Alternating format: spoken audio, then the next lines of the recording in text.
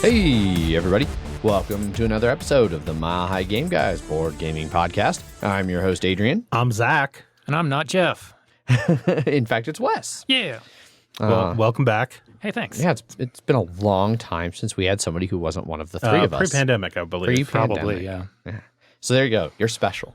Although you've been on the other show, so you've been doing things in this studio. I've been in the studio almost as often as this show. Half as often as normal. Yeah. As the rest of you. Probably not even that often. We missed so many recently. Yeah. Well, so have we, though. Well, yeah, that's also probably true. Yeah. Shows how much I actually listen to the show. Gotcha. All of these shows have been very inconsistent post-pandemic. Okay.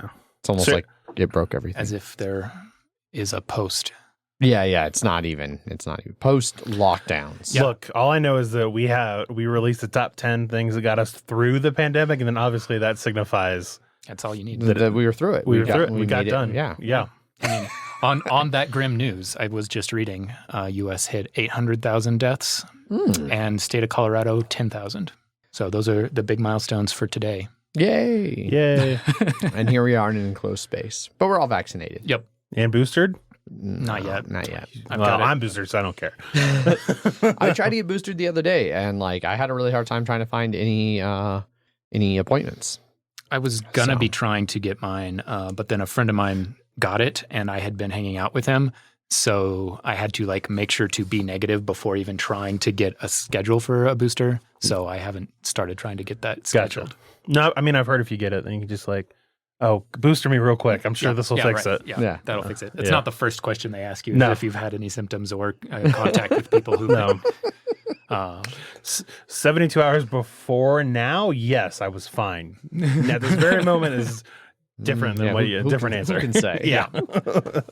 Good news is, though, I am completely negative and I'm ready to go get boosted. I just need to schedule it now. Nice. Yeah, that almost interfered with MHGDs last week. Yeah, that's right. We were like, oh shit, we got to wait for Wes to get a few negatives. But yeah. Anyway, on all of that grim news, we should probably at some point mention that it is the season of giving, and in that vein, we do have a sponsor now for a couple episodes here to round out the end of the year. And they're such a fancy sponsor that they gave me fancy ad read to do. So here comes Adrian's ad read voice. Donating money to help people can be a wonderful and selfless act, but how can you feel confident that your donations are improving or saving lives effectively? You could do weeks of research to find the charities that are out there, what programs they run, how effective those programs are, and how that charity might use your money. Or you could visit givewell.org. There, you'll get a short, vetted list of the best charities they've found at saving or improving lives per dollar.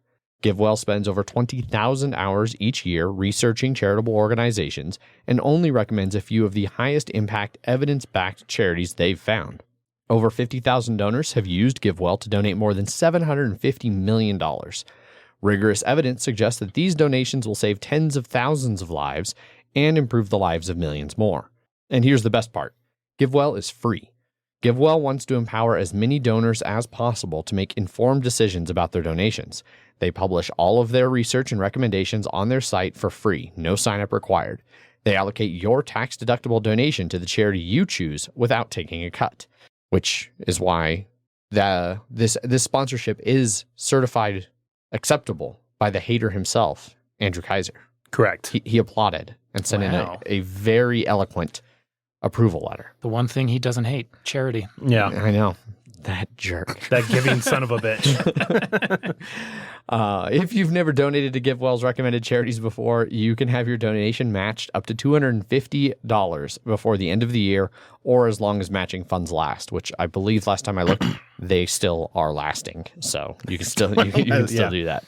To claim your match, go to givewell.org and pick the podcast for where you heard about them, and then you can put in the show name, Mile High Game Guys. And we have it on good authority from people who have tried that as soon as you start to type Mile High Game Guys, boom, it pops up. I can confirm, yes. There you go. At work, we were doing a campaign for giving, and I was like, oh, right, I need to give to GiveWell. There you go. So we here on the show have even now officially used GiveWell. Thank you, Zach. Yeah. I'm going to be when I get paid on the 20th. That's my pre-Christmas check that goes to a lot of different charity stuff. So, but yeah, make sure they know that you heard about GiveWell from Mile High Game Guys to get your donation matched. So there you go. Ad read done. Go give to charity. It's that time of the year.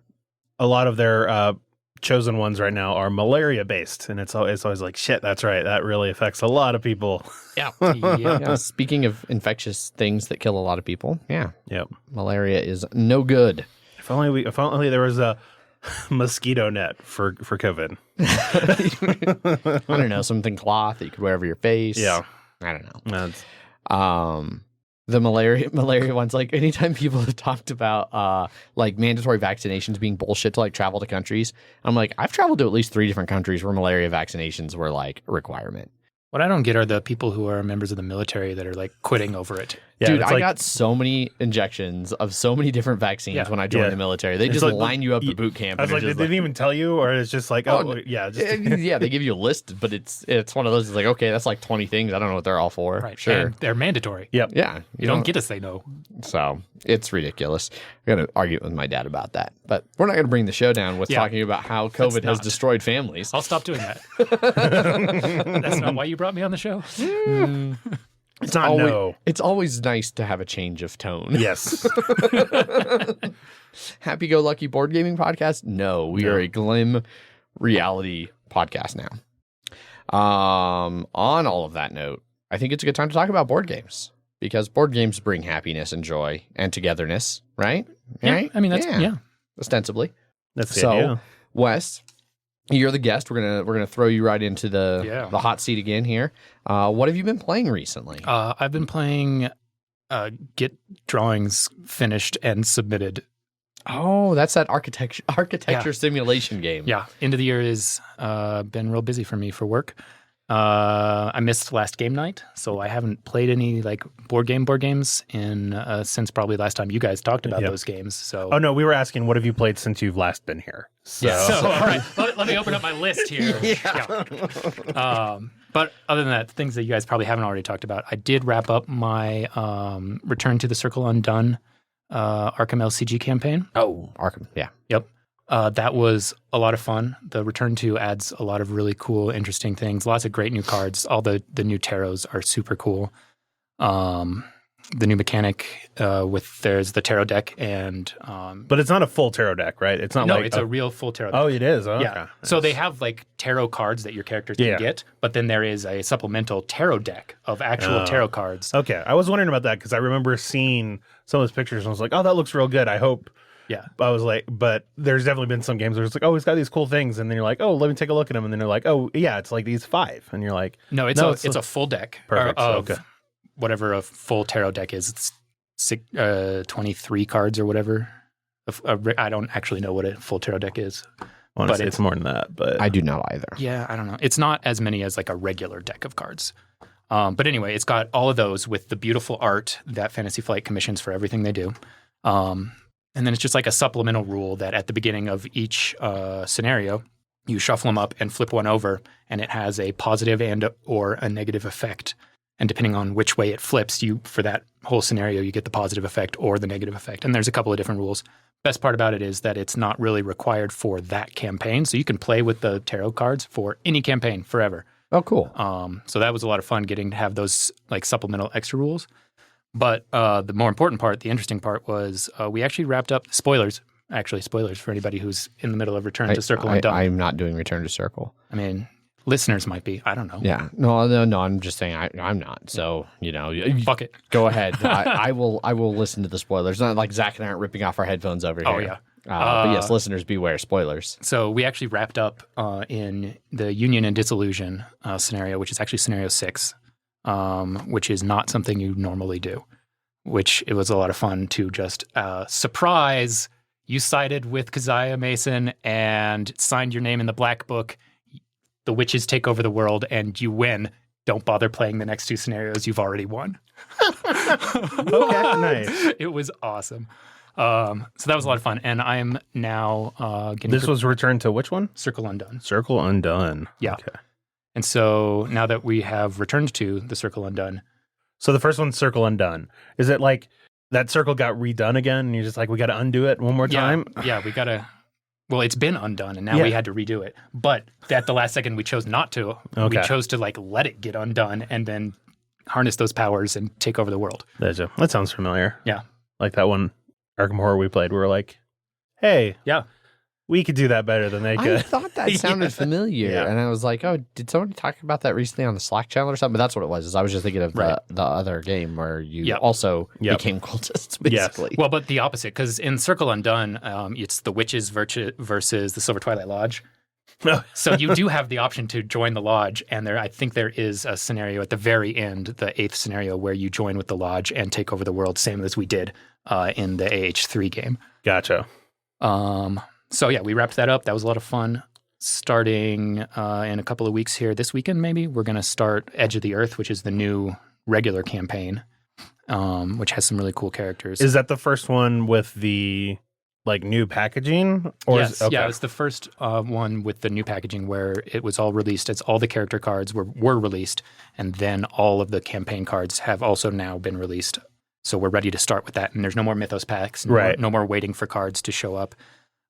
Building a deck and then getting a new card halfway through, or like at the last session of the campaign, and being like, this card is only 2 XP and it would have changed the whole campaign because it's so good. So I'm building a Lily Chen deck for that. Nice. Who is the martial artist, as we all know. She's spending a lot of other versions of Arkham Horror. Yes. I was She's really one of the excited. ones I definitely know. Yeah, she's one of my favorite ones to play in Eldritch Horror. She was always one of my favorites. Yeah. So when they announced her for Edge of the Earth, I was like, I'm going to play Lily Shen first play. So I've started building her deck. She has a cool mechanic as a martial artist where she has, I forget what they're called, disciplines, I think. So you've got 4 different disciplines that give you different powers. And at the beginning of the game, you pick one of them and you have that power. And then when you use it, it flips over. And then it has an ability that you need to complete or a cost you have to pay in order to flip it back over. And then as your deck gains experience, you get more disciplines and become a better martial artist. So I've been playing around with that deck. And there's also a really cool card in the Edge of the Earth called the Rod of Animalism, which for people who are familiar with the game gives you an extra ally slot. Okay. It's a relic that gives you an extra ally slot that can only be used to fill up with creature allies, dogs, cats, ravens. There's a few other different creature allies that would fit that. Or it gives you 2 extra slots that can be filled with allies that are creatures. And it really makes me want to theory craft a Lola deck that just has all of the animal allies. Nice. So I've been playing around with that too. So that's been my the biggest part of what I've been doing besides D&D. And I've spent enough time here going through my Arkham campaign. I didn't even go through my whole D&D campaigns. So we'll leave that there. Yeah. So is it 22? Is it 22 cards, which is for tarot? That sounds right. That's the major arcana. Yeah, it's just the major arcana. Yeah. Correct. So they're an extra 56 are the minor ones. So which is a regular deck. To make a full 78. That's what I was thinking of. And you're like, it's like 20 something. And I'm like, what? Yeah, no, just the major arcana. Yeah. Okay. Yeah, the Fool, the Sword, the King, or the Sun and the Moon, and they're all, the art, again, is just amazing because it's Fantasy Flight, and they go above and beyond. Well, and also, because these are all the tarot cards that your characters can get in the game also, so they already have the art for them because they're cards that you can get, so they're just like, and we'll just make big tarot-sized versions of it to sell to rubes. There we go. Cha-ching. I mean, can you buy it on its own, or? I don't know. Okay. I think it only comes in Return to Circle. Gotcha. So you might have to buy the whole Return to in order to get it. But maybe not. I don't know. Somebody look it up. I'll look it up. What you can do is you can find a friend that has it and then just steal them. Also true. So yeah, stealing tarot cards. Yeah. Totally good witch vibes there. Yeah. What about you, Zach? What have you played? 2 things. One, at game night, I played another game of Cartographers, just 2-player. Okay. But it was introducing it to somebody. It was always fun for the most part, unless they're Wes. I thought it was fun. Okay. It was okay. Right. It's okay. No, I know. That was okay. But they enjoyed it. It was just the base map. I did finally buy Cartographers, the base Cartographers, solely to get those fucking ruin cards to put into. I can't believe they didn't include those. I know, it's so bizarre. It is bizarre, especially because in the rule book, it's just like for combining stuff. It says you always play with ruins cards. Like it's never like, oh, you can choose if you want to. It's like if you have a chance of combining them, you got to use them. But then it also gets me a couple more monsters too, which is good. And then the other thing I've been playing is I've been doing solo. Is I'm currently in the middle of the Exit Advent Calendar. Okay. Which has been going well. I posted it on our Slack, and then there's some people that are like, dibs on playing it. I wanted to play that. It's an advent calendar. Were you guys going to come over every day for like 10 minutes? No. Exactly. Yes, I live close enough that yes. I mean, even on the box, it's like 1+, and I like so, and it's when you know it, you focus on one puzzle at a time. When it's one puzzle a day, Sure. but it's been going well. I tell you this though, I've noticed that playing by myself, I'm a lot less patient on just being like, all right, fuck it, just give me a hint. I don't care. I just. Classic. Yeah. Well, and it's one of those weird things too, is I know in Exit, the regular games, I'm just ready to just destroy everything, which people who have played those games with me know, for better or for worse. But just the fact that it changed to an advent calendar, I'm still just like, oh, I don't know if I like, there was a thing that told me to cut a thing a certain way, and I was just like, I don't know, like, am I reading it wrong? Am I only supposed to be like doing certain things? And then I look at the hit and it's just like, no, you're supposed to cut here where this image told you to cut here, and you're just like, God damn it, all right, fine. But it's been good. There's been a couple more interesting gimmick things. It's like, oh, it's telling me to do this.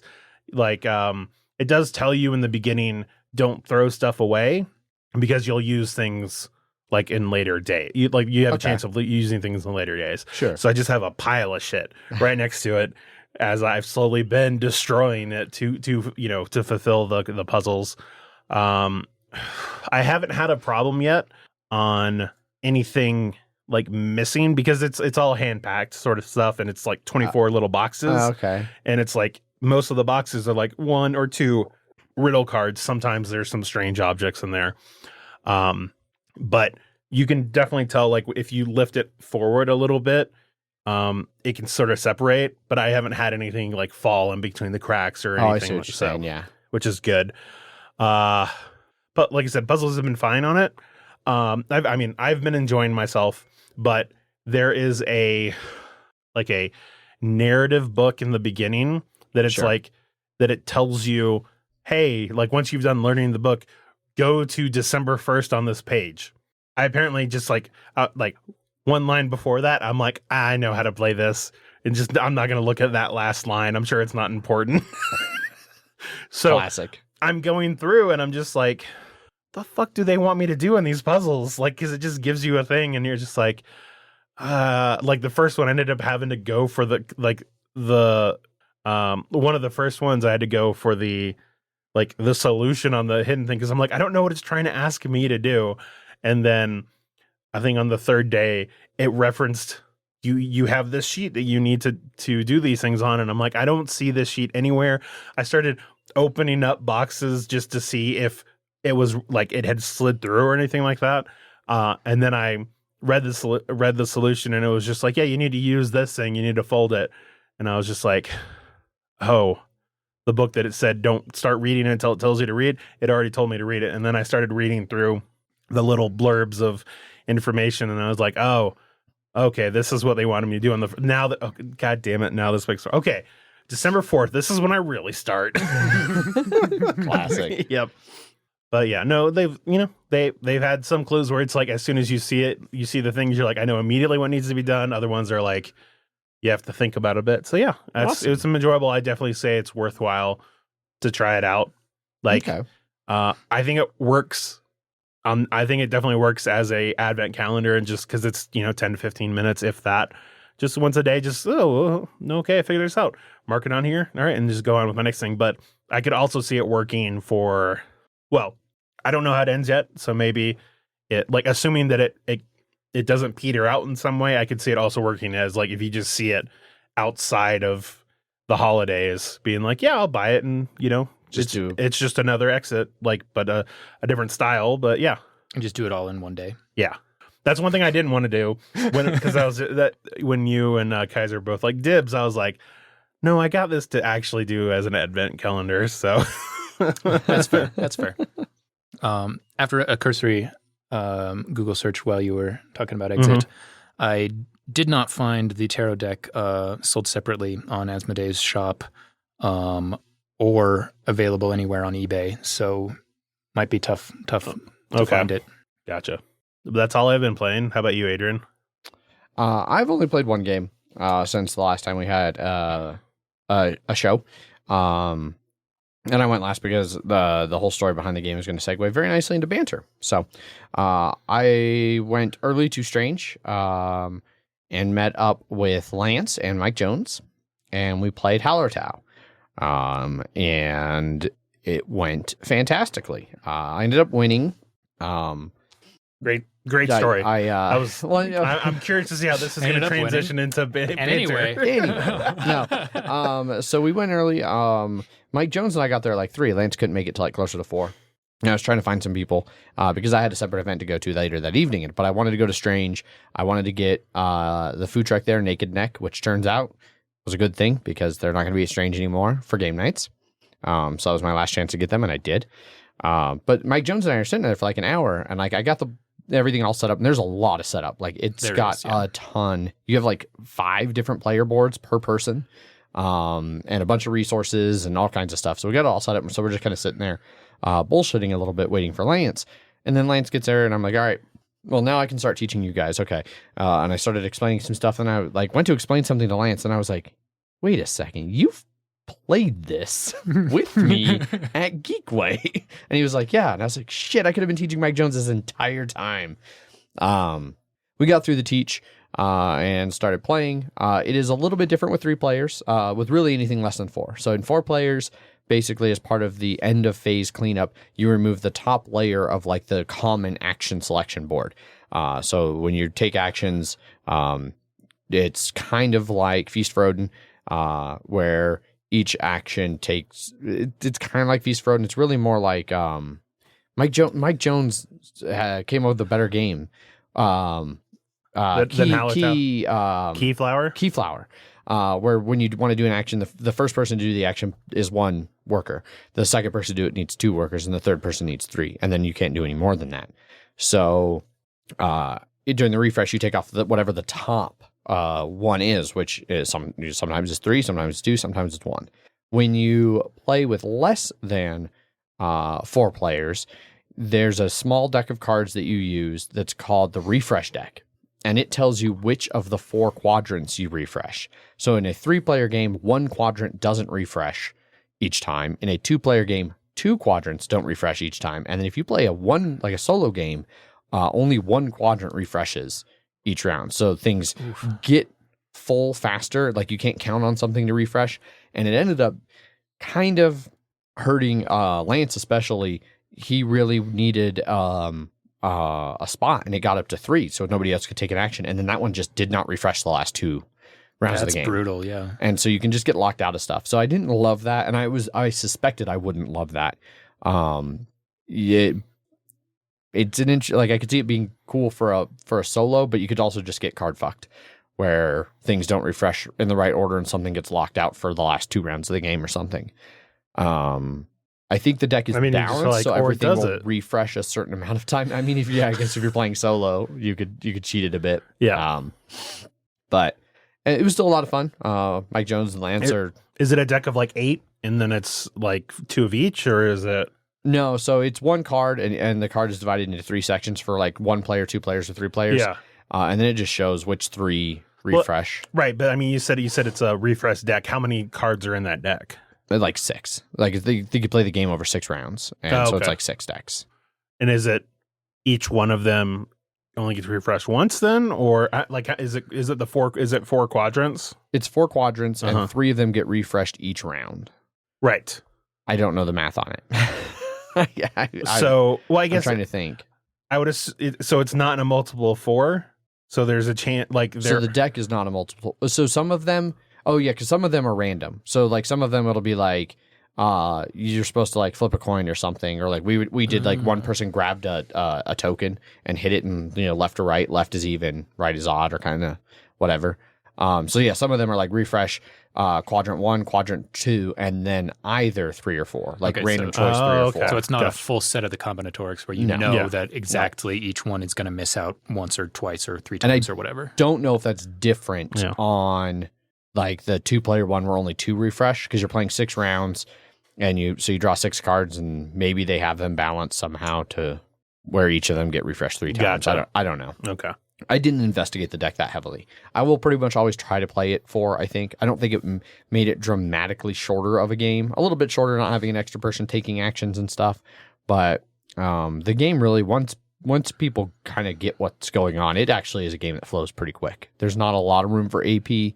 And most things you want to do, you can do them in multiple ways. Like, you're not going to get completely blocked out of like sowing a field or getting a sheep or getting a clay. It's just how much you'll get or how much you'll spend for it.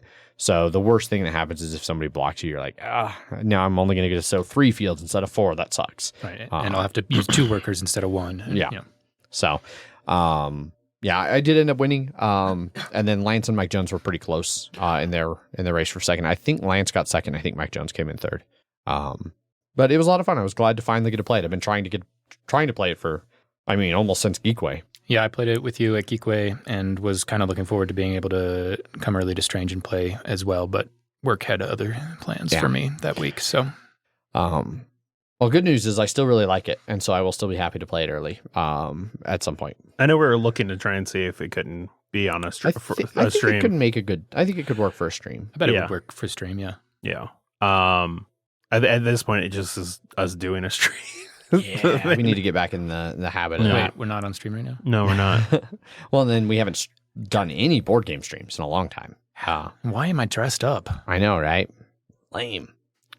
Yeah, so anyway, the reason that segues into banter is, so the reason I had to leave game night early, I went to the Bluebird Theater down off of Colfax for the Backcountry Film Festival, the 2022 Backcountry Film Festival, hosted by Bluebird Backcountry, the ski resort that Megan and I go to.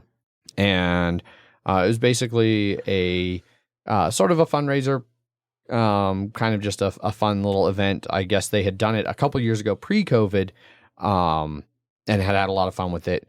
And it's just a small little film festival, little short films about like snowboarding or skiing. There were 2 major themes in this one, which weren't surprising because they're major themes in almost everything I partake in these days, and I 100% support it. But it was definitely very much a like an ecological, like sustainability, like environmental, like protection kind of a theme. And then there was a very heavy inclusion and diversity theme, which is really awesome and I think really important because snow sports especially are still one of those things that are so incredibly dominated by white people. Yes.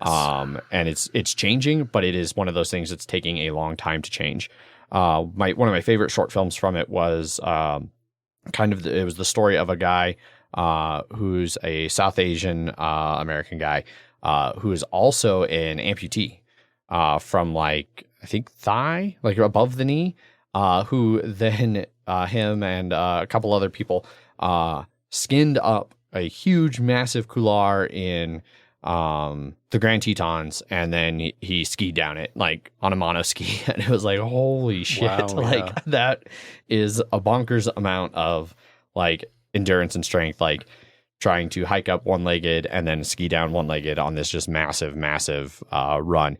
And then it was overlaid with like a lot of his commentary and stuff, and like talking about like being both like physically handicapped and trying to do this sport, and then like being a minority and trying to do this sport. And then he even touched on some like environmental themes and stuff. So it was really cool. A lot of really done films. Some of them were very serious, very heavy. Some of them were very light and silly, kind of all over the place. And during intermission, Megan showed up. She had decided to come after she got off work nursing. And then we were sitting there drinking. And then the owner of Bluebird Backcountry, who we'd met a couple times skiing the previous year, came over and like recognized us and said hi and was like, hey, it's good to see you. Like chatted with us for a bit and was like, It always makes me feel good when the owner of something I care about knows who I am. It's like, yeah, rock on. In a similar vein, we'd stopped at Strange a different day after we went skiing. We came back to town and we stopped at Strange, and we were sitting there having a beer, and Tim came by and was like, hey guys, how's it going? It's like, oh, hey, I forget you do know who I am. Yes. Yep. I don't hardly ever see him. One should hope. Yeah. Well, like most of the like bar staff knows me because they see me all the time, but I don't always see Tim. Yeah. So No, yeah, he knows a couple of us at least. yeah, the people that have been going there for 10 years, 9 to 10 years. Yeah. I guess it's not quite been 9-year anniversary technically next month. Correct.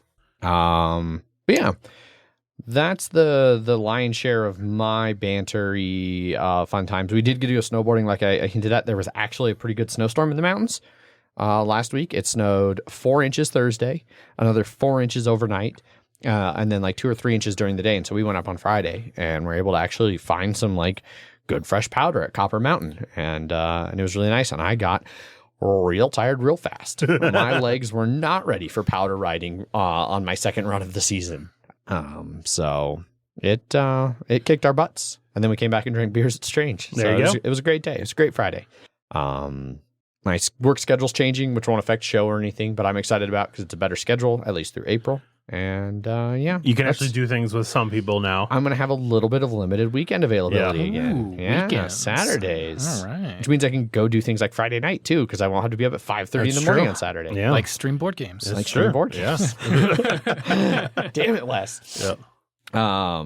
And even Sundays, I won't have to be in at 5:30. I'll only go in at 7:30. That's right, because it's just 10s now. Just 10s, So, yeah. That's not so bad.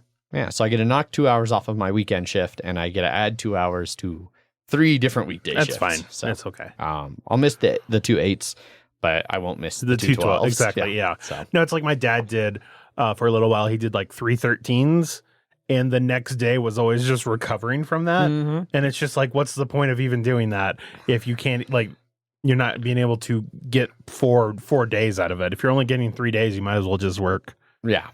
And not feel like shit. Well, but then the 5th day is recovery. No, because because he worked for 13 hours and he lived an hour away from his job. Oh, so fuck. 15 hours of it was So fuck all of that. Mhm. Yeah, right. I guess that's a big part of why they were moving me off weekends as a guy who lives in the Springs but works in Lakewood. Ouch. Yeah. I mean, that's his fault. He was like, I don't want to be on 5 shifts. Like, I don't want to work 5 days anymore, and I'm going to quit if I have to. And they were like, Yeah, that's fair. hey, Adrian, you're going to work 5 shifts. And I went, no, I'm not. I'm going to quit if I do that. And they said, okay, you're both going to work 4 shifts, and we're just going to move things around a little bit. It was like, there we go. There you go. But yeah. What about you guys? Anything exciting, Wes, going on? Nope, just working. It's been a long couple of weeks trying to get these drawing sets out before the end of the year. I mean, really before the holiday starts and the cities don't respond to your emails anymore. So that's got to be like, tomorrow. Yeah, no, exactly. We had basically until Monday this week, and now it's kind of just last minute wrap up stuff for work, and then I am kind of free sailing for the rest of the year, taking off. Like basically 5-day weekends, the next couple of weekends, this coming weekend, 4-day weekend, and then 5-day weekends for Christmas and New Year's. So I'm barely working it all the rest of the year, which is great. Cool. Nice. What about you, Zach? I wish I could. No, I was going to say, I wish I could take towards the end of the year off. That would be nice. One of the problems with working a nonprofit is like, that's the fucking that's the busiest. At the very least, I'm not in our philanthropy side because they straight up are like, you can't take off the last 2 weeks. By the way, you can't do it. It helps. A lot of them are Jewish, so they don't mean as much as they do to other people. Yeah, especially like this year where Hanukkah came so early. Hanukkah was super early this year. Yeah. But like mine is January, like the first 2 weeks of January. I can't really take those off because I got to make sure we get all that money we collected. Actually, make sure it's all marked right. Got to make sure it goes into the right pockets. Exactly. Yeah. Make sure which set of books it gets recorded in. Yeah. Yes. The correct ones is the one I believe you're saying. It's very doubtful that BKD, our auditing team, listens to this, but just in case. I would never suggest that Zach would do anything illegal. No. That's why I always joke. I always jokingly say, because it's true, one of my favorite types of games are financial corruption games. Because you don't get to do that at work. Exactly. Yeah. They really are some of the best games. Yeah. It's amazing how well Financial Crime translates to board games. It's true. Like all of the games that have that as a theme are lots of fun. Yeah. I would say the only thing I'd have is I got a secret lab chair because my you were the one I got from Micro Center, which was like it was a floor model that I got for on sale. After 2 years, I was sitting on it playing. I'm playing on my Quest, just a VR game, and I like went to lean back. Then I'm like, why can I lean back like at an angle? And then why is it going back so much farther than I would expect it to? And then you fell over. No, I didn't. I then leaned forward, and then I'm like, why am I immediately leaning forward in the other direction in a weird? And then I got up, and I was just like, oh, that part's broken on the bottom now. Awesome. I need to go to Micro Center to just get it replaced. But I was also like, I talked to them a little bit, and it seemed like they were just going to sort of give me a card, like a gift card for, and I'm like, it doesn't go into the recording. It just occasionally picks up in the headphones. Oh, weird. Mm-hmm. There's plenty of things you don't hear that go into the recording. Is there other audio issues that I need to be correcting? No, it's, I mean, remember that time I tried to show it to you and I'm like, it's this. And you're like, I don't hear any. Oh, yeah, that did happen. Yeah.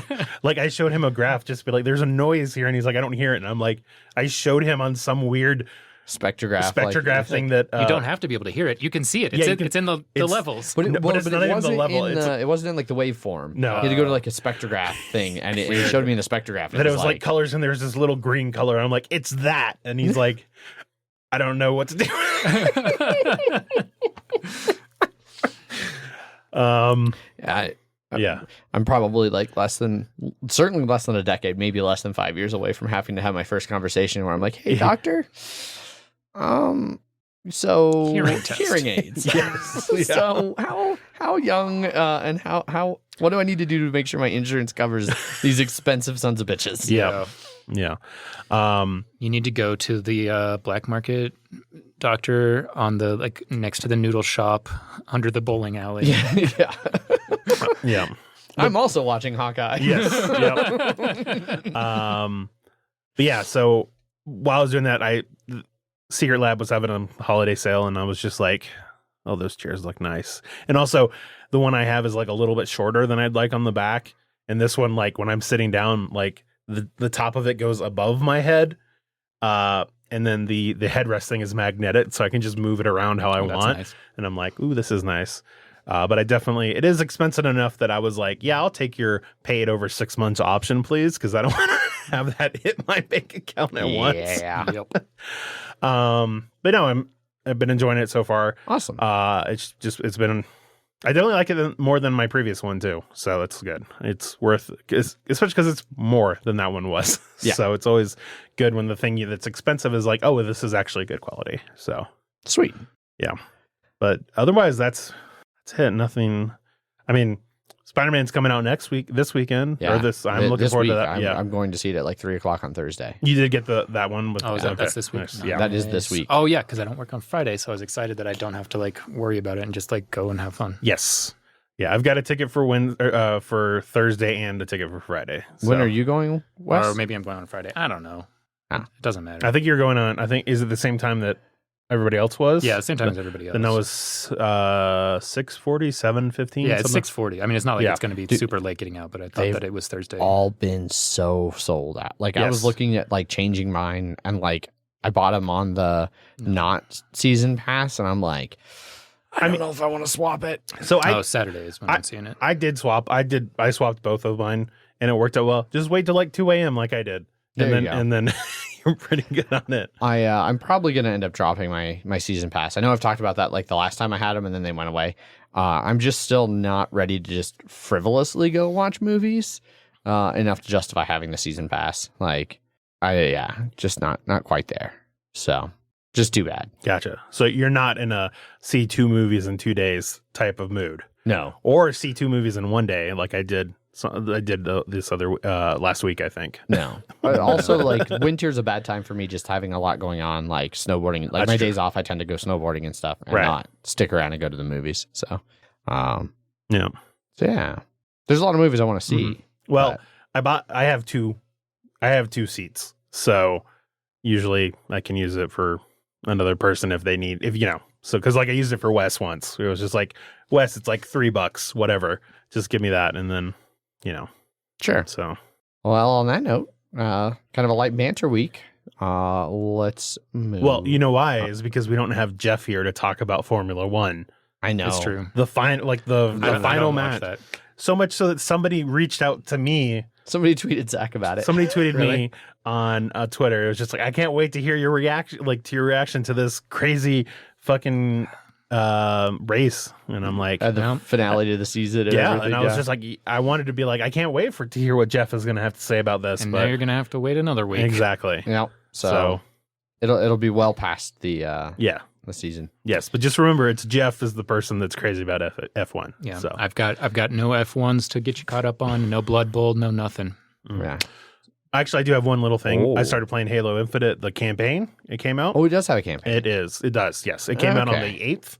It's been fun so far. It's open world, which is interesting. Oh, I'm gonna go install that when we're done here on my season pass. There you go. Because I looked at it and it was like, all of the multiplayer you loved as a season pass. So, like, so they released the multiplayer first, and then they released the campaign. Well, they released the multiplayer early, and then they released the solo campaign on the 8th, and then they're releasing the co-op campaign in like fucking May. It's real annoying. Yeah, that kind of sucks. The trailer for the TV show looks real good, though. Yeah, I've heard good. I haven't seen that either. It's gonna be on Paramount. Yeah, I mean, nobody's going to watch it, but it looks really cool.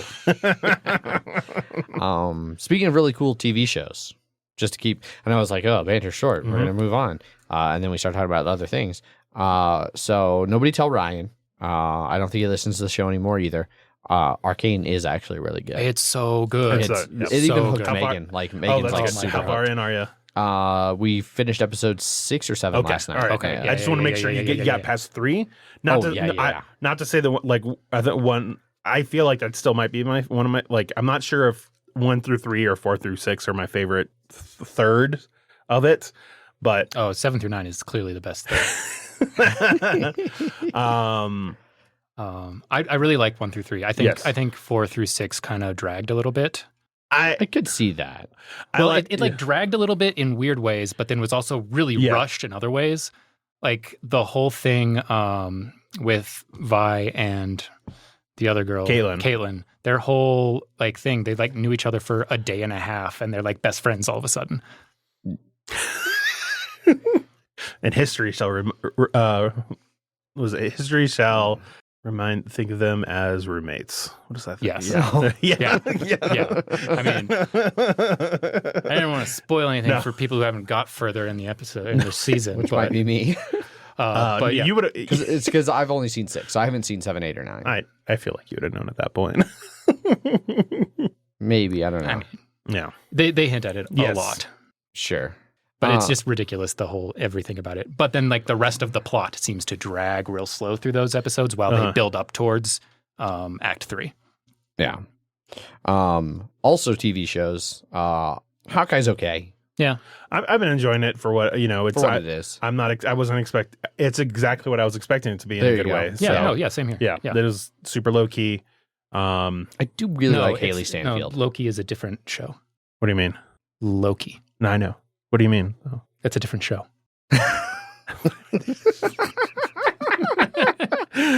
Dude, YouTube keeps giving me ads for Loki season 1. I'm like, that was over a year ago. What are you doing? I mean, it was hype for season 2 in another year.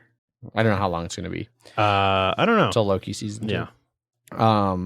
But yeah, Hawkeye's fine. I'm a couple episodes behind because Megan hasn't been as interested in watching that. And now that we have to finish Arcane, and then we have to do, and then Witcher season 2, I think it started today. Yeah, nice. And I've been hearing that's Witcher but better. It's like one but better is what I've heard. So I didn't watch the first season. I keep meaning to go back and watch it. So now that the second one is out, maybe I will. And then Wheel of Time is so good. Yeah. As a longtime book reader, I am so happy with their portrayal of it. I know a lot of people online are throwing a shit fit because that's what happens on the internet because people are idiots. Nerd fandoms have become so toxic online. I really hate it. Yeah. but I'm really enjoying it. I understand like most of the things that they've changed or whatever. Like it sucks, but I get it. And like the other things that I'm actually getting to see like acted out, like the casting was spot on. Like they are all just couldn't be better for the characters they're portraying. I already like imagine them when I'm going through a re-listen on the audiobook and like I just see their faces now for all the characters. Nice. And it's great. As a person who has never read any of those books, I was not sold on it through the first couple of episodes. I actually did not enjoy the acting of a lot of those kids. I found it really hard to get invested in any of those characters for several episodes. But the past 2 or 3, it's been really kind of kicking into gear, and I'm much more impressed now than I was for the first couple of episodes. That's fair. I think like it definitely helps. Like the acting, I can see, especially for me, it just helps like having the connection to the characters in the first place, and knowing like I have all the deeper connection and lore to them. So like I can see like little things and be like, oh yeah, that's totally them. Sure. I'm still not very invested in the main 4 characters though. It's like all the ancillary characters that they've been now introducing and like expanding upon that are much more interesting to me. Oh yeah. And that's one of the strengths of the series is like it's got just a huge cast of characters that are all great. I'm curious to see like what they'll do in season 2 and 3. Like this season, like they had all of the COVID shit happened that really affected they had all of the like COVID lockdown and precautions that like really affected what they could do. Like I think it was episode 3 has a big like kind of battle scene. Episode 2 or 3 has a battle scene, and it feels like there's like hardly anybody in this like supposed huge army battle scene, and it's because like they couldn't put a lot of people together because of COVID, and then they don't have a huge budget for like massive CGI armies. And then like at the end of the most recent episode, there's like an awkward little bit of thing that was because one of the people, they had like a 6-week COVID lockdown where they stopped filming, they shut down production, and then an actor did not return, who was like supposed to be in like all the way through. And so they're like, well, now we have to like find a reason for him to not be in like the last 2 episodes of the show. Rewrites. And it's super awkward. Like it's very apparent like that they were like, well, we don't have him here, and we reshot the last end of this episode to explain why he's not going to be in the next 2 episodes.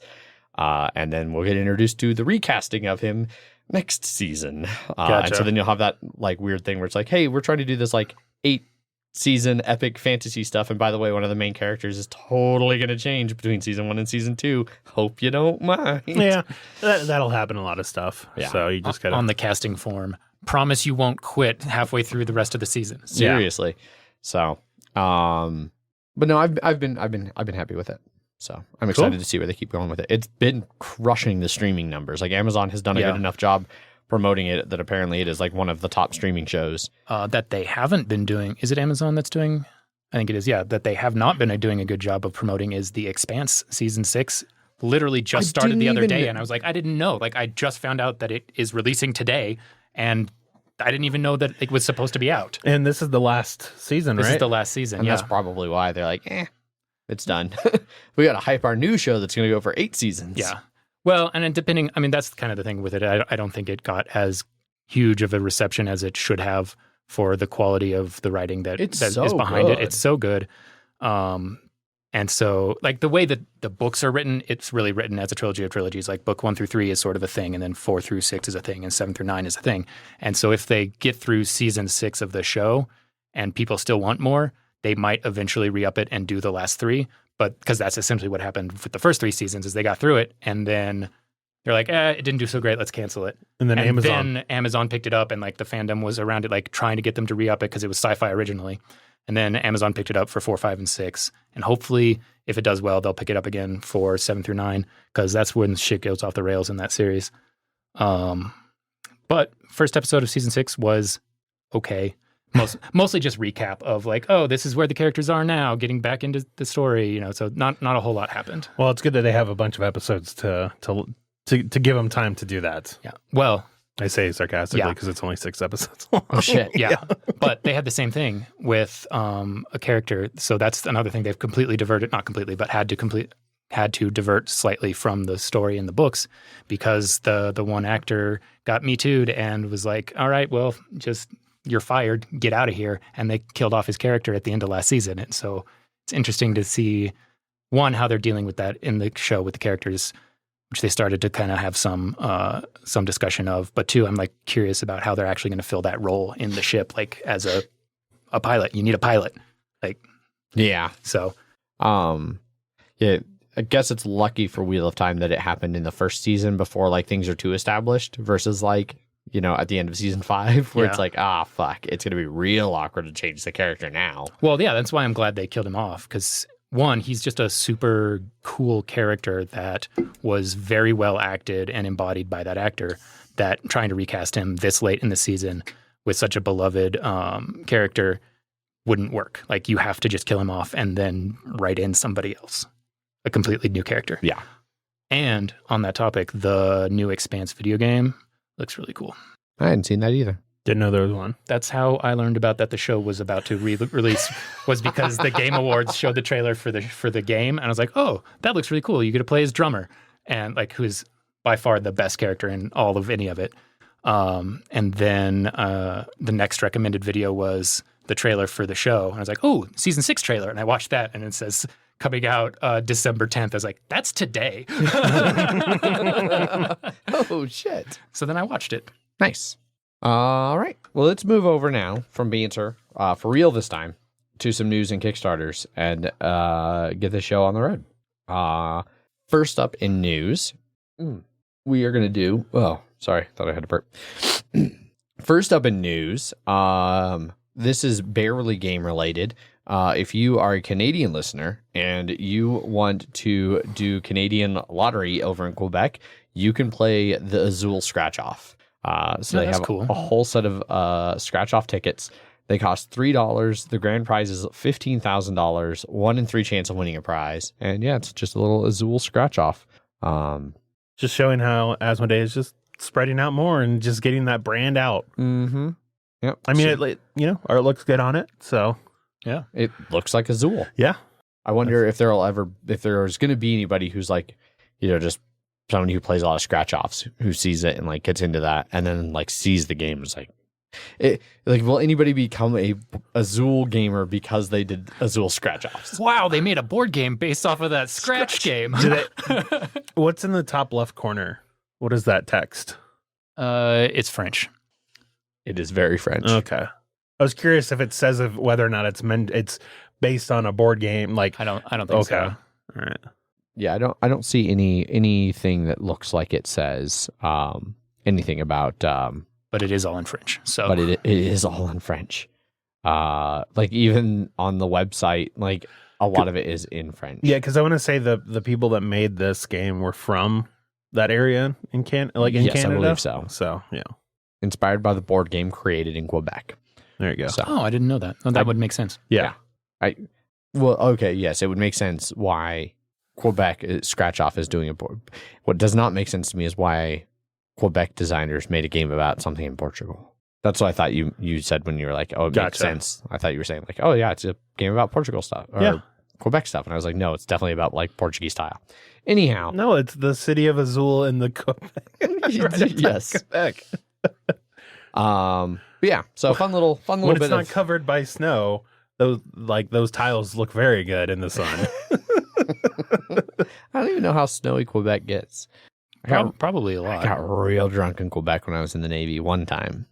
Because you could drink at 19 in Quebec and you couldn't in the States. Yeah. He's trying to translate. Well, you may win up to 6 times. Up to 6 times, yeah. Okay.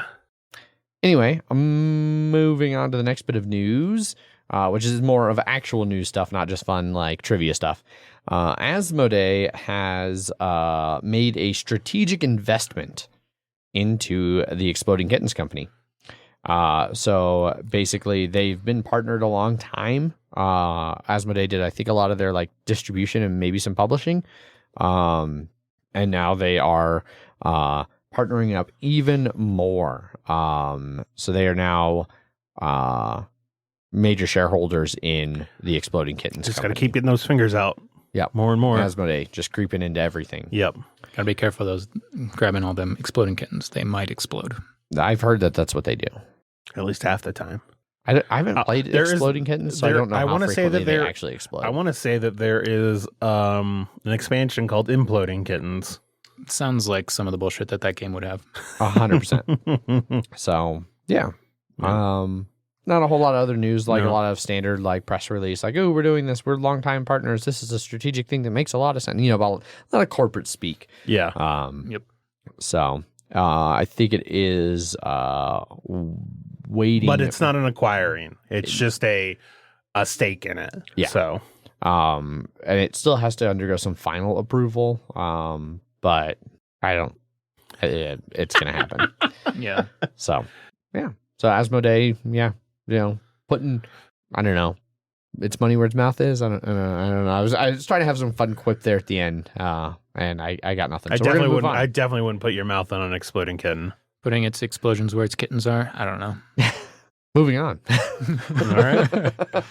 Right before we transition over to the Kickstarter and crowdfunded games we're going to talk about, let's talk about how Kickstarter has announced that they are going to be getting into blockchain.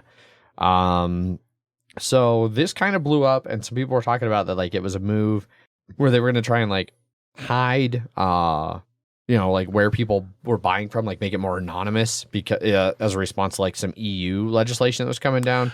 And then somebody was like, yeah, except none of that legislation actually applies to this. And like, that's just all wrong. It was, what's his name? Jeff Engelstein was like, I've got a theory about this. And then people who knew more about it were like, no. And he's like, well, and then he's just like, fair enough. I was wrong. Ignore what I said. Ignore everything. I try. Yeah. Looking into it a little bit more, like some people there was some concern that like that it was like, are they going to be switching to where they only accept cryptocurrency or like things like that? And no, what it seems like, at least to me, again, I could be very wrong, and somebody might send me a letter and be like, hey, not at all. But it seems like they're transitioning some of their like infrastructure to like a blockchain type technology that allows for like a very decentralized setup for their website and everything. So it's more along those lines. I don't understand enough about blockchain to understand why this is like a thing that's going to be a benefit for them. Yeah, I mean, I haven't seen. I don't know that they actually released any specific details about exactly what it means for them. It doesn't sound like they're doing anything with cryptocurrency. No. It sounds like it's just back-end security. It's an open source protocol for like their like their this is a quote from their press release, supporting the development of an open source protocol that will essentially create a decentralized version of Kickstarter's core functionality. And I want to say it's like not even like the base Kickstarter. It's like a different website that'll mess with Kickstarter, but it's not. Well, that's how they're doing it now, as like a beta while they're getting it up and running. But the idea, and as I understand, is to completely replace the Kickstarter website with this blockchain version. And you won't even know as an end user because it's literally just back-end security and I just better not see any of those fucking stupid apes on here. That's all. I just don't want to see any of those. They're also doing a lot of stuff with like making it a little bit more open source. Yeah. And so, I mean, from a technology standpoint for a thing that I don't understand at all, and a game standpoint for a company that I don't really understand at all. Yes. My expert opinion is that... I mean, that's why we brought you on. Yeah. For your expert opinion as an architect. Yep. my expert opinion as an architect is, okay, good for you, I think. Yeah. Like, I don't think there's any fraud here. I don't think there's anything illegal going on here. Yeah. The only real concern is that blockchain technology at its base core is very energy intensive, and for the climate, that's not great. But from a information security standpoint, it could be a good thing. I don't know. They didn't release a lot of details. Yeah. Mm-hmm. As far as the environmental effect, they are doing it through Celo, CELO. I never know how to pronounce these things because who fucking knows? But they are a carbon negative blockchain platform. Granted, that is almost entirely through like paying for carbon offsets. Yeah, offsets is not really negative. Or neutral. But it's vaguely maybe better than nothing. I don't know. We'll see how some of this really goes. Yeah. their press release about it is obviously very positive. Like, oh, this is like this is the future, and like it's a nascent technology. And it is. Yeah. So we'll see what it ultimately entails. It does not seem, however, importantly, it's not some of the doom and gloom of like they're going to be moving to only accepting crypto. They're not going to be like they're not changing their entire platform to like be an NFT market. Yeah. Like none of that nonsense. Yeah, I've seen a lot of uproar about it, and I don't think any of the uproar I've seen is accurate. Yeah, correct. So the main one that I've seen is the how energy intensive it is, which is accurate. Yes. That's like the only kind of real complaint that I can glean here is that blockchain is very energy intensive and not great for the climate. Yeah. But I mean, if they're doing it with a company that buys offsets, that's also maybe a bit of a concern in that regard, because then how are you paying for those offsets? So, I mean, it's a whole other revenue stream that then has to be captured somewhere. True. That's it for news. Yeah. I was just going to say, if like Kickstarter exclusive somehow turns into dude. I have no doubt at some point we will see a board game try to do a Kickstarter that like part of the Kickstarter rewards are NFTs or something. It's going to happen. Yeah. And it's dumb. Anyway, that's it for news. Speaking of all that Kickstarter stuff, let's move over and talk about some crowdfunding, aka Kickstarters. Now that we're done with Kickstarters, let's talk about Kickstarters. Yeah. We've only got one up this week, and I almost pushed it off. It almost like because you wanted Jeff's opinion on it. He's real. Well, no. So I almost wanted to see if we could if we wanted to figure out a way to work Mike Jones in, because I had offered when Wes had when I first offered him, he was like, "Well, I haven't played a lot of games lately," and so then I was like, "Okay, well, let me try Mike Jones," and Mike Jones was like, "Oh, I've worked till 8 o'clock. God, it's such a bummer. I wanted to talk about this." So I'd be tempted to try and I mean, it's 8 o'clock now. We can kick Wes out. We're done with his expert opinion. Fuck out. So, as a matter of fact, Mike Jones, interstage left. No, but yeah, the one Kickstarter we're going to talk about here is Shikoku 1889. This is a reprint of the beloved 1889 history of Shikoku Railways, which is widely considered one of the best entry-level 18xx's. That's one I played, right? Yes. Okay. That is the one you have played. It is incredibly well-funded, $95,000 of its $25,000 goal, almost 2,000 backers, and about 2 weeks left to go on this one. I did a decent Jeff impersonation there.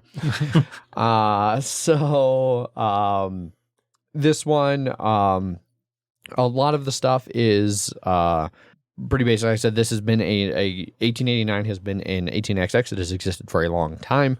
Widely considered a good beginner one. It is one I taught Zach when I taught Zach 18xx's.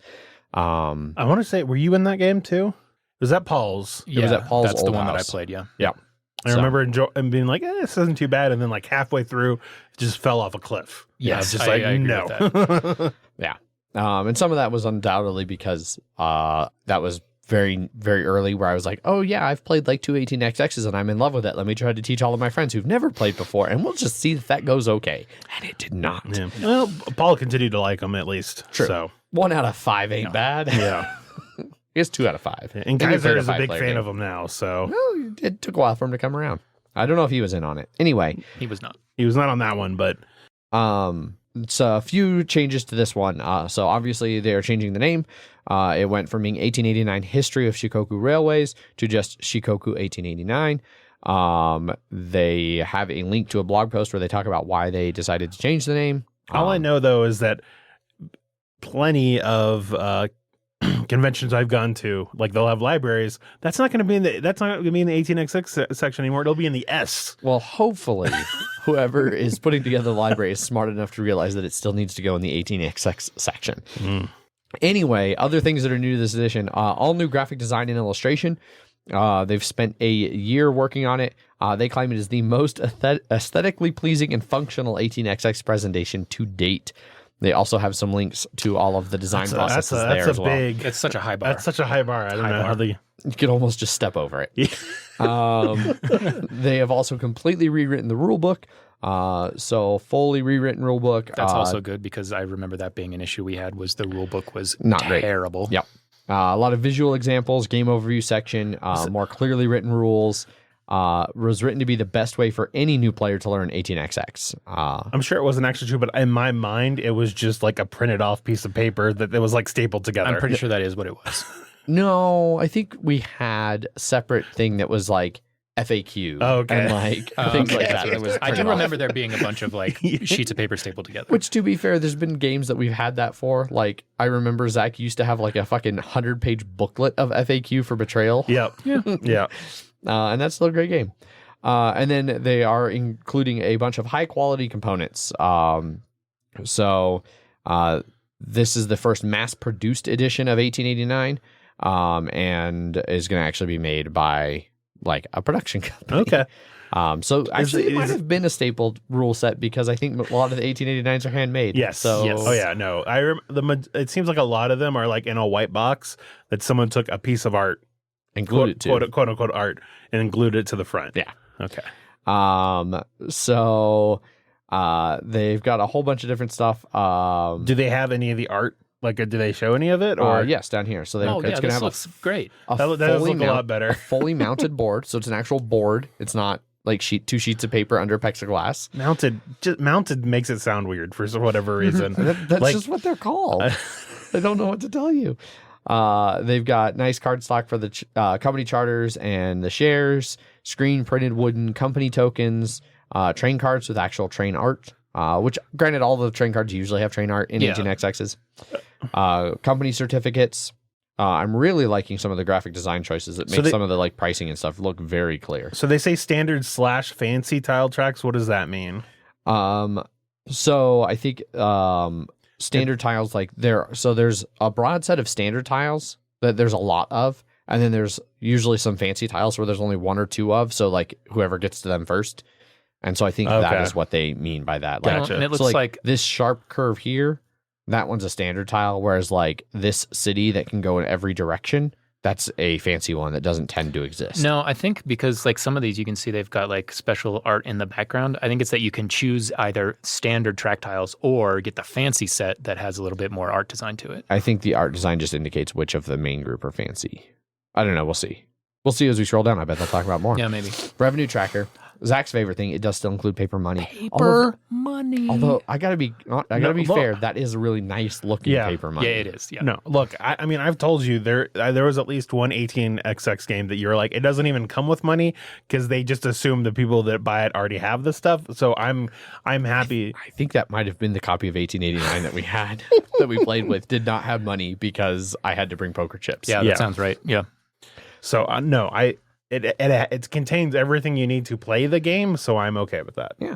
And then a bunch of cubes and stuff. Round marker, bidding cubes, priority deal marker. And you just look at Ponzi scheme, and you're like, paper money can be good. So indeed. I mean, I must say, well, yeah, Ponzi could not work without paper money. Yeah. Yes. What's the Millennium Blades? Yeah. I like how I just did like a vague like throwing down a stack of money, and you were like, "Yep, that's what it is." They've hit a bunch of stretch goals. So they have went from, hey, one of the stretch goals was actually getting wooden tokens. Then they went to 15 millimeter, and now they have went to like a these are for the market. So now they have revenue tokens and market tokens that are 15 millimeter wood ones.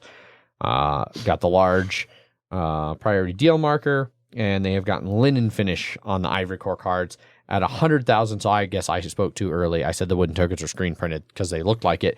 They need to hit $100,000 to get the screen printing on the wooden tokens, which they're pretty close to, right? Yes, they were at like 90 something, 95. Yeah. So they'll hit that. Yeah, especially because I'm definitely going to back this now. I mean, it looks really good. The new art is great, but more so than just the art, the graphic design is just top notch. It actually looks like a board game that people could play and not have somebody make a joke when you're excited about playing a game and post in the Slack channel. So he goes, "Oh, that's a cool print and play." But yeah. So that is that's basically it. It comes with errata for other games? So this is for their 1861, 1867, which I have out there. I'm going to try and do a game of 61 at Cabin Con. we'll see if I can actually make that happen. But they've got some errata stuff that if you supported, this was their last Kickstarter. If you supported that, then you can get the errata stuff included. Gotcha. With a little bit of a revised rule book. Like, I guess there are printing issues. I didn't notice any printing issues in mine. Okay. So yeah. Add on for the new no printing error rule book. And then some replacement shares where the things were swapped. The printing was wrong. And when is this looking to come out? Estimated delivery September. Okay, that's not too bad. No. So yeah. Then they've got a cool Rusted Blossoms, which is some old rusted trains in like a cherry blossom kind of scene that you can get a print of in the add-on manager. Price to be determined. Cool. So yeah, this is the second title from Grand Trunk Games. They'd previously done the 6167, which I have, and the component quality is noticeably higher from anything 18XX. And I'm excited that like it has gotten 18X. The board gaming hobby has gotten big enough that this niche of a niche corner of it can now afford to like actually have very successful, Kickstarters that get good quality and components, which then should can draw more people into it. Yeah, there you go. That's going to be the only bit of news in Kickstarter this week. It was a dry week. I think the holidays are not always a great time for Kickstarters. People want their gifts now for Christmas. They don't want something that's going to come in September of next year. Right. So, yeah, Shikoku 1889. Go check it out. That wraps up everything for news and Kickstarters. I don't think we have any listener feedback. That was one thing I forgot to check because Mike Jones, quick, send us an email about Shikoku 1889. I would not have been surprised if I opened it up and there was one. The only email or the only listener feedback we got was to go to Jeff. That's not the only listener feedback. That's true. Because you got the F1 thing? Yes. Okay. This was from Raphael. And he was interested to hear your thoughts on the FY finale for the next podcast. It was a drama-filled season and final race, and I'm letting him know that's Jeff, not me. But more importantly, that it's just we're just gonna have to wait a whole nother week to actually hear Jeff's thoughts on it because he is not here right now. Yeah. Then sort of listener feedback. We got a series of 3 comments on one of our oldest YouTube videos, our play of Game of Thrones. Yeah, I guess it was. I guess it was our oldest. So, which I still can't believe that some people watch that one just because of how bad it looked comparatively. Because that was when I was new to streaming, and I did not realize that we were streaming at like 4080 instead of 1080. 480, yeah. 480, yeah. So his first bit of feedback came in. The Fire Made Flesh card gave 2 options, A or B. You created option C, neither. I don't remember doing that, but sure. Then he commented, boats/ships cannot support to land if they are at a port, docked, which I guess is something else that we may have done. Mm-hmm. Probably. And then he commented at the very end of it, the complaining in the end of the game sounds like the lack of knowledge and skills and adaptability. Game of Thrones, the board game, is totally about adaptability. So I'd agree with that. Yeah. Also, I mean, we just like that's kind of our group. That like, is, especially in those kind of games. Like we're all just gonna bitch and moan at the end if we didn't. Yeah, win. That's just how that type of game works. As the person that won, I thought it was fine. No, I won that. No, I won that one. I thought Ant won that. No, definitely wasn't Ant. You got second. No, I thought that I took your castle at the last second to win it. Like you let me take your castle to win. This is perfect. It's the bickering all over again. Yeah, right? I mean, maybe it was the other way around that I let you take my castle to win, but it was one of the ones that, because we were allied the whole game, and then one of us betrayed each other right at the end in order to take the win. Yep. I don't remember. I remember there was something that happened that made me very salty in that game, which happens in almost every game of Game of Thrones. Yeah. The complaining at the end of the game had nothing to do with lack of, I mean, for some people, definitely lack of skill and adaptability because you just lost because you couldn't adapt. You can handle it. But most of that is just us and the fact that we just bitch about everything in every game ever. That's definitely just the style that we have. That's the familiarity and way we talk about things. Yep. And also, like, almost none of us play Game of Thrones enough to really be anything resembling experts at it. And that's also true. That was also like, 4 years ago? It's one that's tough to get to the table. Yeah. I have not played it since then. That was the last time I played it. Same. So I would play it again, but I would not remember how to play. 2 years? 2019, I think. Because I feel like that was when we started streaming. Yeah. Yeah. So there you go. That's it for listener feedback. Thanks for the feedback. Yes. Yeah. If you would like to get a hold of us, there are a few different ways to do so. You can send us emails at milehighgameguys.com. I was going to see if That was a real bad Jeff. yeah. Well, I wasn't necessarily trying to do it, Jeff. I was doing my own different. Whatever that was, it was bad. Emails. Oh, that's somehow worse. I don't. milehighgameguys.com. Emails at milehighgameguys.com. There you go. You can also follow us over on Twitter, where I tweet under at MHGameGuys. I am Zach_MHGG, and Jeff is Jeff_MHGG, and he is the F1 guy. Yes. Wes, do you want to plug any of your social medias? Yeah, you can hit me at Pathetic Lifeform on Twitter, where I talk about probably not a whole lot anymore. Actually, I don't know that I use my Twitter. Occasionally, Dean. Occasionally, you retweet MHDD stuff once in a while. Yeah, it's all D&D and politics mostly. Yeah, sounds right. We also have our Instagram account at MHGameGuys. You can find us over on Facebook at MHGameGuys as well. Now with podcast episodes. And I say now as if that's a new thing, and it's been like 3 months since they started doing that. Yeah. And you can go to punchboardmedia.com, search for Mile High Game Guys or MHGG to see our episode posts over there, including links to the news and Kickstarter items we talk about. You can also check out all the other awesome content creators that are over there. That's also where you'll find links to things like our Slack channel, which if you are in the Slack channel, it's the best way to find out about awesome things that we do, like Mile High Cabin Con, which just locked down room assignments and everything. So we've got 3 big houses in a cul-de-sac, 28 people? 28 people, it was 18 people last time. So we got an increase to 10. Yeah. So, and that was even with some people who were there last time dropping out. Correct. So, yeah, we've got 3 big houses. We did room assignments. And we're going to do a bunch of games. So we're going to do it Wednesday, Thursday, Friday, Saturday, and then check out at like 10 o'clock on Sunday. Correct. So it's going to be a huge, very long weekend of games.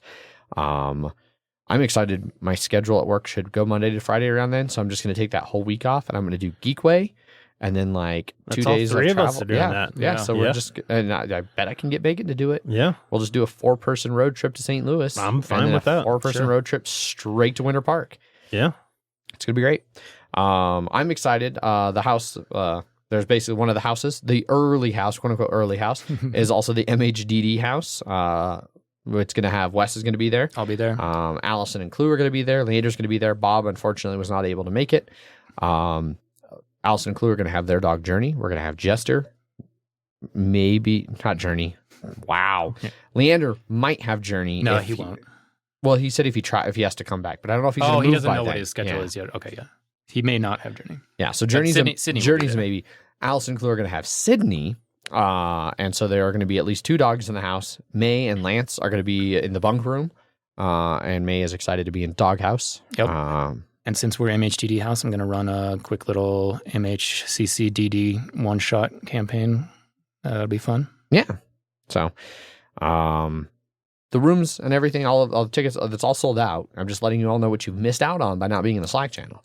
If you get in the Slack channel, you can find out about things like that. There's a good chance we might make this a twice-year thing. Do one in the spring, do one in the fall. Late spring and early fall. Yes. Late spring, early fall. Trying to just make it work. We have to go late enough in the spring that all of the ski rentals have opened up. Yeah. And then we have to go early enough in the summer that all the school hasn't started yet for all the teachers. Yeah. So, yeah. But definitely get in the Slack channel. You can hear about things like that. And don't forget, you're running out of time to go check out our sponsors for the next couple episodes, givewell.org.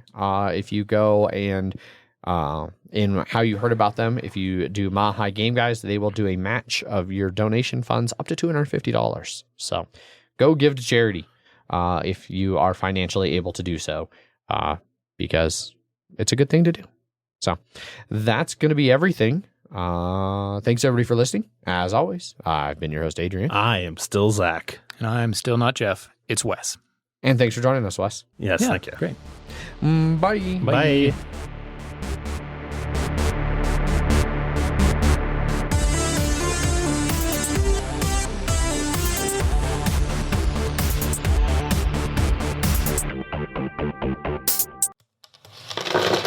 Punchboard Media, where we all bring something to the table. Pull up a chair at punchboardmedia.com.